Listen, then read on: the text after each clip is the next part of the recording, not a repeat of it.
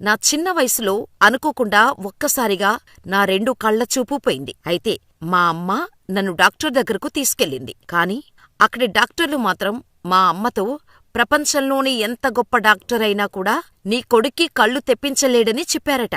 అయినా కూడా మా అమ్మ పట్టుబట్టి మరీ మీరు ఆపరేషన్ చేయండి, ఆ తర్వాత ఫలితం ఆ భగవంతునికి వదిలేద్దామని చెప్పిందట. అంతేగాక నా కొడుకుకు కంటిచూపు వస్తే నా కొడుకుని కాలినడకన పండరీపూర్, తిరుపతి యాత్రకు పంపిస్తానని ఆ భగవంతునికి మొక్కుకుందట. ఆ తర్వాత డాక్టర్లు ఎంతో కష్టపడి కొన్ని గంటలపాటు నాకు సర్జరీ చేశారు. ఆ తర్వాత నాకు చూపు వచ్చింది. అందుకే మా అమ్మ చివరి కోరిక నేను ఆమె భగవంతుణ్ణి వేడుకున్న విధంగా కాలినడకన యాత్రకు వెళ్లటం. అందుకే ఆమె కోరిక ప్రకారం వెళ్లి యాత్ర పూర్తిచేసి తిరిగి సొంతూరు ద్వారకకు బయల్దేరాను. ఇప్పటికీ 2200 కిలోమీటర్లు 3 నెలల ప్రయాణం చేసి వచ్చాము. ఇక 1 నెల పట్టుద్ది ఇంటికి చేరుకోటానికి అని చెప్పాడు.